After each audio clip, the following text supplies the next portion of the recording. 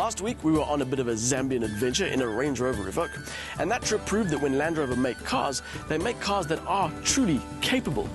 Having said that, there are some models that are happier in the dirt than others, and so now we're across the border in Botswana for a first drive in one of the world's most capable off-road cars, the Discovery 4.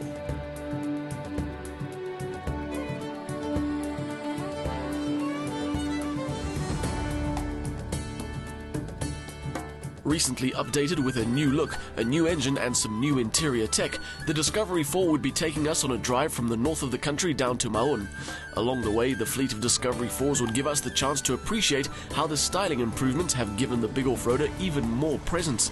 At the same time, we were lucky enough to be taking in some of Africa's finest sights.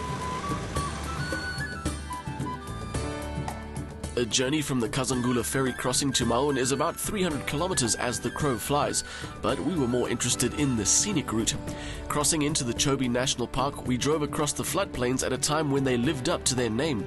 We spent a night in a tented camp in the lands of the Kwai tribe, and in total took about a day and a half to complete the journey. The updated Discovery 4 has a new engine. It's a supercharged V6 petrol with 250 kilowatts and 450 newton meters. But more than the figures and the performance, there are two things that interest me about this particular engine.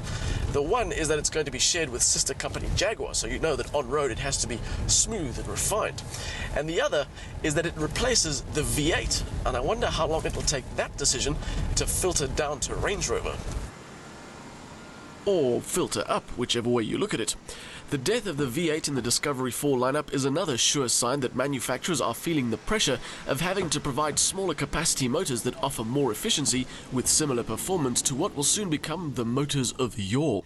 It's a long road to try and change the mindset of those that see bragging rights in the physical size of their engines rather than how well they do on fuel consumption, but it's a road on which the first irreversible steps have now been taken. Of course, it would be a much harder road to travel if there was no driving enjoyment to be had, which isn't the case with the new supercharged V6, which matches a good drive to a fresh new look. The styling changes are all up front. New headlights, new fog lights, new grille, new bumper and repositioned driving cameras. It's brought the look up to date with the rest of the family, but unfortunately they've persisted with that rear light design, which has gone from being on the acceptable side of odd to just being horrible. Now looking more aftermarket than ever, the black edging around the otherwise clear lenses knocks the classiness of the Discovery 4 down a peg, or two, or three. The update hasn't fixed the most irksome thing about these rear lights, and that's that from a distance or certain angles, the design actually makes them look like they are broken. But then there are other things that the design has done to make you almost forget about what's going on back there. The front-end treatment may not be a major departure from what's gone before, but it's cleaner, bolder, and gives the off-road champ a much more purposeful look. The design of the daytime running lights is better, the overall impression is more muscular, and the new Discovery lettering across the bonnet edge is a small detail that makes a big difference.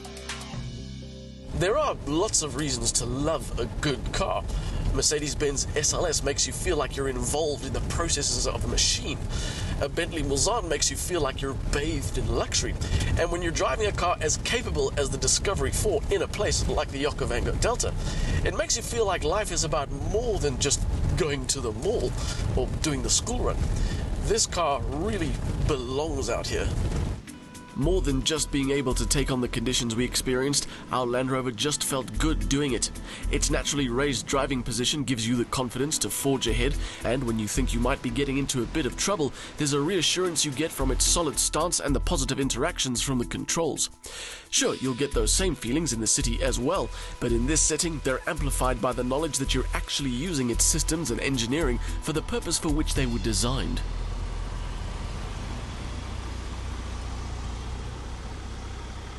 Land Rover was the first company to develop a system of electronics that set a car up for prevailing off-road conditions. They called that system terrain response, and it's since been copied by Toyota, by Jeep, by Mercedes-Benz. But the original system remains the best because it makes handling the tough conditions we've seen on this trip as simple as pushing a button. And that's a bit of a theme with this car. No matter what kind of driving you're faced with, it always manages to be stress-free. And unless you have to clean some serious dirt out of the cream-colored seats, it's easy to live with. There have been a few minor updates to the interior, the most obvious one being this button, which replaces the software access to the images from the external cameras. Besides that, the only other addition is the upgraded sat-nav, which includes information for 22 African countries as well as tracks for Africa routes, a system based on navigation data gathered from frequent travelers across the continent. It has its good and its bad quirks. For example, it doesn't always seem to know exactly where it is, which is not a good thing for any navigation system, but it's particularly disconcerting when you're stuck out in the wilds of Botswana. It does eventually sort itself out though. On the plus side, because it's user-defined, you get some very non-traditional navigation notes. For example, if a traveler has gone through a particular area a few times and has seen elephants every time, the navigation system will tell you to look out for elephants. Our drive in the Discovery 4 was nearing its end, and after a good day and a half behind the wheel, most of it in dirt and mud, it had proved yet again that it is so much more capable than most of its city-dwelling owners give it credit for. It has a definite style and it's not short on luxury, but to truly appreciate this car, you need to mix those elements with the elements of nature. A lot of times with new model launches, car makers will tailor conditions specifically to the car they're launching. So, if it's a sports car, you'll be on track with an instructor, and a 4x4 course might be specially designed to suit that particular car. But Land Rover have such confidence in their Discovery 4 that they brought us to Botswana during a cyclone, where road conditions were unpredictable and things changed all the time.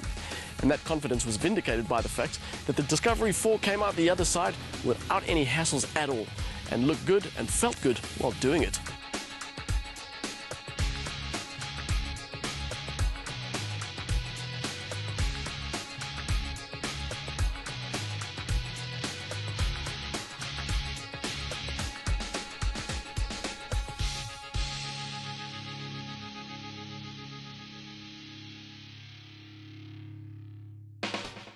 The new supercharged V6 petrol is good for 250 kilowatts and delivers no matter the driving circumstances.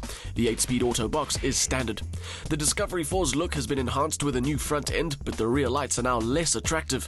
The interior remains practically the same, although the new sat-nav system has some bugs that need fixing.